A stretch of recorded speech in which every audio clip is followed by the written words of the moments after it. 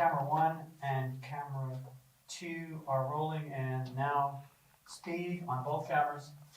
Call for audio, please. Sound and speed. Okay, good. And check position on marking. Comment down, no lower. Okay, and Mark. After Eden docuseries, Laurie, take 1. Okay, good. Okay. All right. And on your call, sir, I think we're clear now. Laurie, if you can tell me your name, last name, and the organizations that you're with. My name is Laurie McGehee, and I'm the Probation Department Manager for the Juvenile Court for Caddo Parish in Shreveport, Louisiana, and I'm also the Director of the Free Coalition to End Human Trafficking in Louisiana. Laurie, let's start with the coalition. You know, Yes. what is the work of the coalition? What do you do there? The coalition was actually formed in 2012, and it is a coalition to bring everyone together that does work in any kind of human trafficking, sex trafficking, or labor trafficking. It's an umbrella organization to bring everyone in our area to the table and make sure that we all know what each other is doing and how we can all better serve each other and better serve our victims and our survivors. Are you seeing a good takeaway? Are these organizations starting to play nice together? Because typically it's very siloed, right? I mean, are they starting to feed resources? Yes. Typically, you see the organizations doing their own thing. They're doing what they do. And bringing everyone together, bringing everyone to the same table has been amazing as far as seeing increased and better services to the juveniles and the adults in the sex industry, but also better communication and working together and not being just our own individual organizations, but actually coming together and creating service plans for the people that we serve. The coalition, does it include law enforcement as well, or is it more on the NGO side? Do you guys communicate with law enforcement? We do. We include law enforcement. We have FBI, state police, the city marshals, the local police departments from Shreveport and Bossier, and also the Caddo Parish and Bossier Parish Sheriff's Office. So we do coordinate and communicate very well with law enforcement. That's been probably one of the greatest things about our coalition is that we learn so much from each other. We have a lot of information that we can share with law enforcement, and the same, they share a lot of information with us as well. So yes, they're a very important part. This is Caddo Parish. How far is the reach of this coalition? And in the second part of the question, are there other coalitions in the state? Because it's a big state. There are. Our coalition started out in Shreveport, Louisiana, and was initially just involved with the northwest part of the state. And in the last couple of years, we've extended across the state. We have become very well known across the state. Our governor's office is using some of our methods and replicating them around the state. There is also the Trafficking Coalition in New Orleans that we work very closely with. But we've seen a lot of our programs replicated all over the state of Louisiana, which is very exciting. Are you seeing any support from state government financially at the moment for the coalition, for your coalition, but also for the supporting organizations that forms the coalition? We have, the last 2 years have been incredible with Governor John Bel Edwards in Louisiana and his wife Donna Edwards. They are both very committed to ending human trafficking in our state. 2 years ago, they formed the Coalition for Human Trafficking in our state, and it was a commission which consisted of a lot of elected officials, judges, and then also an advisory council, which consisted of a lot of the folks that actually do the work. And a lot of meetings took place. We went to Baton Rouge once a month for about a year and a half. And in January, we actually presented the report to Governor Edwards and Mrs. Edwards, making a lot of recommendations about what we felt needed to be done in Louisiana, some gaps that we were seeing in services. And the state of Louisiana actually received a grant from the Office of Victims of Crime to be given out to all the 9 regions across the state of Louisiana, which will provide for direct services. It will actually go to the child advocacy centers in each region.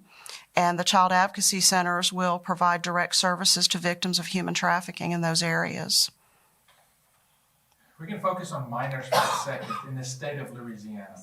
The cases that you're becoming aware of, are they local?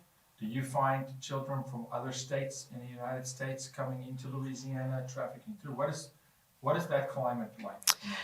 We do. We actually see both. Unfortunately, the majority of the young people being trafficked in Shreveport and Caddo, Bossier parishes and surrounding areas are children that actually live in our community. We see a lot of familial trafficking where a child is actually being trafficked by their own family member. Could be an older brother, an older sister, a parent, an uncle, or a close family friend. The majority of them have been children that live in our area. We have had some children trafficked into our area from Texas, Mississippi. We've had 2 young men trafficked in our area from as far away as Atlanta, Georgia. We are seeing an increase also in labor trafficking as we see a rising Hispanic population in our area. So now we're seeing children from outside of the United States being trafficked in Shreveport. The familial trafficking, I'd love to dive into that. It's not something that we've really touched on enough in this docuseries yet, so I'd love if you could just spend a little more time there. Just what you see in that environment. What is going on in a family that a family member will traffic their own child or a dependent? Sometimes it's an uncle or a grandma or Yes. What are you seeing there?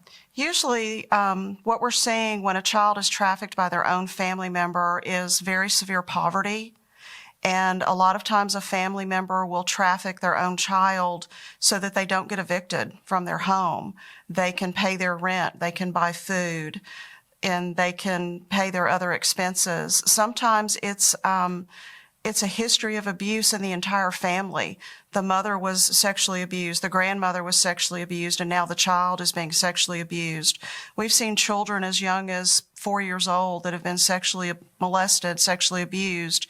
And it's hard to say this, but it's almost a natural progression into trafficking. Once they've been sexually abused in that manner, it fits. They kind of slide right into that trafficking outside of their family, and they're being trafficked by their own family. I had a young lady tell me that she was trafficked beginning at the age of 6, and I met her when she was 13 years old. And she told me that after being sexually abused and then being trafficked, she just thought that's what her body was for. And it brought me to tears to hear her say that she actually thought that's what she was meant to do in this world. In your opinion, the fight against trafficking when it's a stranger trafficking and the fight against trafficking when the kids are trafficking while living at home. Yes. To talk to me a little bit about that, 2 different worlds, that's 2 completely different scenarios, because that child may be going to school during the day. Yes. Yes. And then be sold for sex by a family member in the afternoon or evening. Yes. When we have children coming through the juvenile justice system, we have not seen a child that has been actually arrested for prostitution. They're not coming into our system in that manner. They're coming into our system because of truancy, because they're ungovernable or runaway, or they've committed a domestic abuse battery against a family member. And what we're seeing is that once we really dive in and we're looking at that family and really doing a lot of investigating into that child's background, we're seeing that that child may be running away from home because they are being trafficked by a family member. They are afraid that if they go home, it's going to continue. They're missing school because they're being trafficked at night and they're too tired to go to school the next day. We're seeing patterns of truancy where a child is going to school, but they're missing the last week of school so that they will earn enough money to pay the rent so that the family does not get evicted. So when they're being trafficked by a family member, it's a lot more personal than being trafficked by someone who they know that lives in the neighborhood or that lives down the street or in another part of the city. It's very heartbreaking to see a child being trafficked by a parent or an older sibling, and usually it's a pattern in that family. It's something that is generational, and it's been happening for years. We had a young lady that was being trafficked by a person that lived in an apartment complex not too far from her home. And it was a situation where she was actually being threatened. Her family was being threatened, and she was deathly afraid that something was going to happen to her or her family. So every time this trafficker, this person would come and tell her to go with him, she went. Whether she wanted to or not, she would go with him because she was deathly afraid that something was going to happen. On the juvenile side of things, all right, on the juvenile service, juvenile detention, do you see police after rescue bringing those kids to you, or do they have another place to take them? It's interesting that you should ask that, because it has really evolved over the last 5 years. Since we developed a multidisciplinary team at the juvenile court where I work, we've actually also been engaged in a lot of training of law enforcement, school teachers. We recently started doing some training in the medical school at LSU in Shreveport. And as we're doing these trainings and we're training SROs in the schools and we're seeing the law enforcement on a more regular basis, we're really seeing the attitude of law enforcement change toward these victims. I think 5 years ago, they were thinking that these were just girls that were bad. They were promiscuous, and they were luring the men into these situations, and they would arrest them and bring them to our detention center. And it may be on a disturbing the peace charge or a shoplifting or a burglary, something of that nature. But if they learned that that child had been trafficked, they didn't show a lot of sympathy at that time. Now that they've learned a lot more about these girls and what they're facing, what they're going through, what their challenges are, they are actually trying not to bring them to our detention center. They do at times because of safety reasons. Sometimes that's the safest place for a child to be. Unfortunately, it's not the most ideal situation for a victim of human trafficking, but sometimes it's the safest place for her to be. But we're seeing law enforcement taking them over to a youth shelter that we have in Bossier City more often than not now when they learn that they've been a victim of human trafficking. And we're seeing the law enforcement be more sympathetic, not just toward the juveniles, but to adults as well. So it's a remarkable change in our community. Do you obviously see cases for abuse and trafficking in the juvenile court system. You guys have a special court. Yes. Understanding. Can you tell us a little bit about this court? And is it unique in the U.S.? I think it is. I mean, I don't know of another state that has a designated trafficking court. Is that what it is? Yes, it is a designated trafficking court. It's similar to a drug court program where we have children that are involved in substance abuse and they actually need treatment for that substance abuse, and they see the judge once a week. Our trafficking court operates in much the same way, and actually it's not completely unique to the United States. We went to Los Angeles back in February of this year to see their Star Court. And we were able to meet with the judge who runs that Star Court. She's amazing. And we were able to meet with the probation officers that work in that section, observe their staffing techniques, and actually visit a service provider in Los Angeles. And we modeled our Star Court after that court in Los Angeles. And STAR stands for, excuse me a minute, I'm sorry. My mind just went blank. Okay. STAR stands for? The STAR Court stands for Succeeding Through Achievement and Resiliency. So the word trafficking is nowhere to be found in that court. And the girls aren't even told that they're in that court because they've been trafficked. Our judge has been very compassionate with these girls. We just started in March, so it's a brand new program. And the judge is talking to the girls and telling them that they are having very high-risk behavior, that we are concerned about them, that we want to get them back on the right path, and that's why they're in this specialty court. They see the judge once a month and have a review hearing. We have 2 specialized probation officers that are highly trained in working with victims of human trafficking, and our supervisor of that unit is called our Specialized Intensive Unit. And these 2 women, please keep them in your prayers because they work with victims of human trafficking and high-risk girls and boys every single day. That's their job, and they are wonderful at it. They do a great job. According to the National Center of Missing and Exploited Children, according to them, we're looking at a rise in minor sex trafficking in the United States over the last 5 years of 846%. Mhm. I mean, that's epidemic proportions. It If is. we've got an outbreak of flu virus at that rate, they'd shut schools down. Yes. They would shut anything down for anything. Do you have an idea of what has led to this massive increase? I really believe social media and the internet plays a huge part in the increase that we see in juvenile sex trafficking and with adults as well. Prior to the internet, prior to social media, a person had to physically go to a place where they would be able to purchase this service, so to speak. And now it's so easy on social media. We see girls posting ads on Facebook, on Snapchat, on Instagram, on internet sites, dating websites that you would think would be safe. One of the young ladies that was trafficked to our area from a city in South Texas actually was on a website called Plenty of Fish, which my understanding is a Christian dating website, and a trafficker found her. And she thought she was talking to a 15-year-old boy when she was in reality speaking with a pimp and a bottom bee. And the bottom bee is the woman that is helping the pimp, helping recruit and helping manage the girls. And she was given a bus ticket and was brought to Shreveport and forced into trafficking.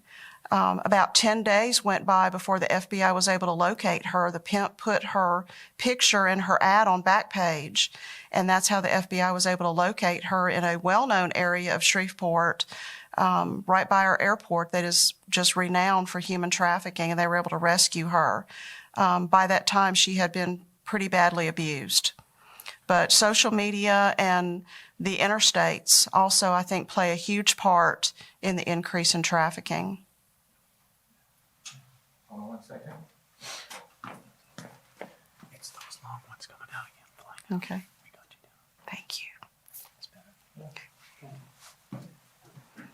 Now that what you just described is the movie Ain't Today. That's exactly what happened. What are some of the biggest challenges that your organization, both the coalition and then on the juvenile side, what are some of the biggest challenges you're facing?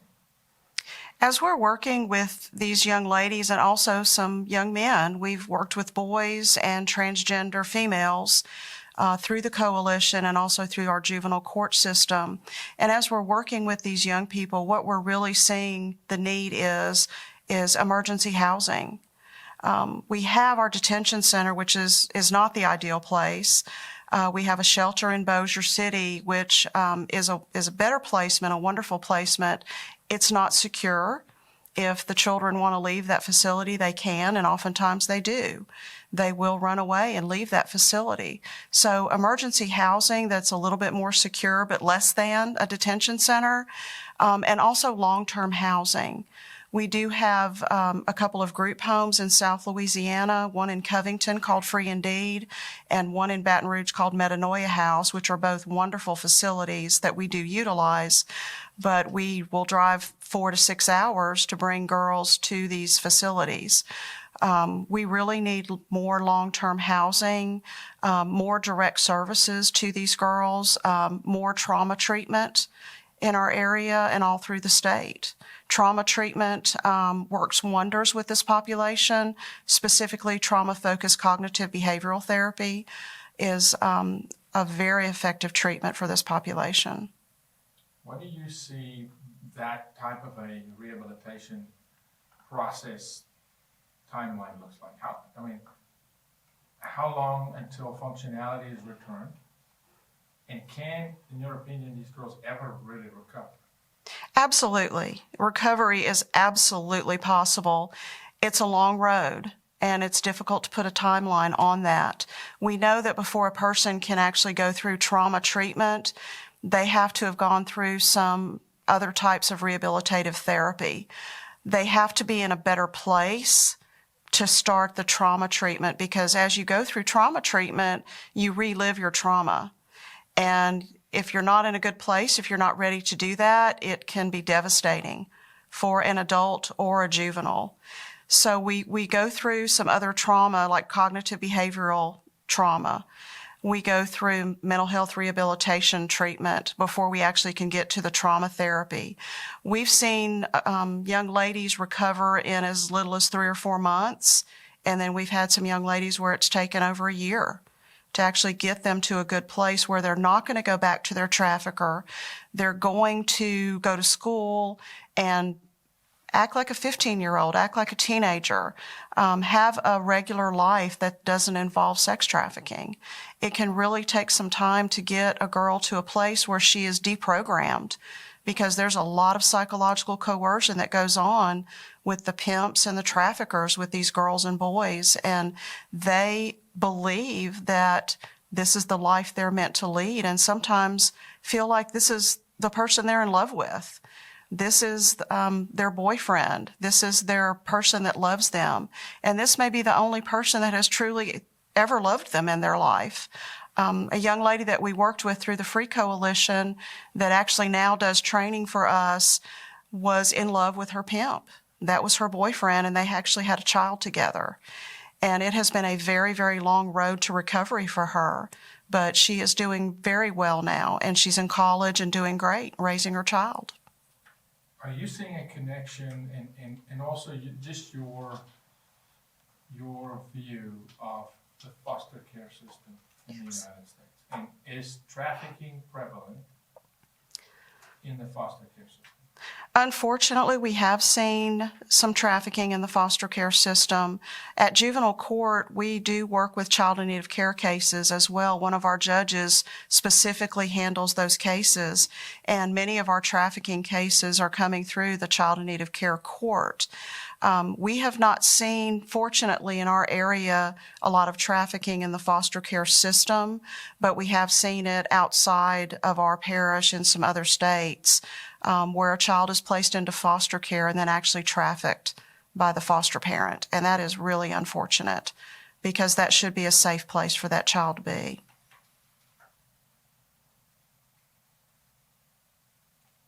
Where can we find your organization? If you can give us some of the website info, and then I'd like for you to end with your name, last name, and the name of the organization again, please. Okay.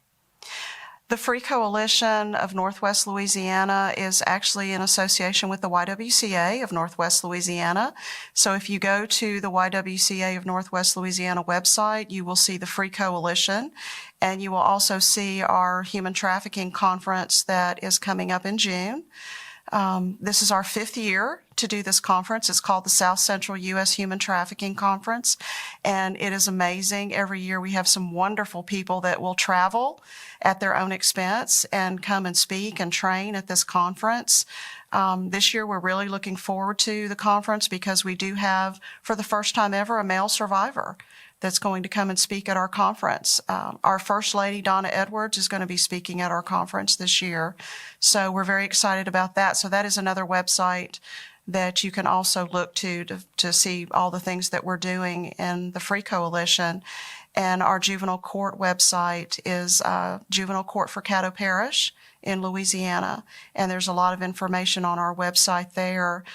We are actually also on the human trafficking, the National Human Trafficking Hotline. We are listed, the juvenile court is listed on that hotline, and also the Free Coalition is listed on that hotline. Just your name, last name, and then the Free Coalition at the end, or whatever organization you want to mention. Okay. My name is Laurie McGehee, and I'm with the Juvenile Court for Caddo Parish in Shreveport, Louisiana, and also the Free Coalition to End Human Trafficking in Louisiana. Cut, cut. Good. Wow. Wow.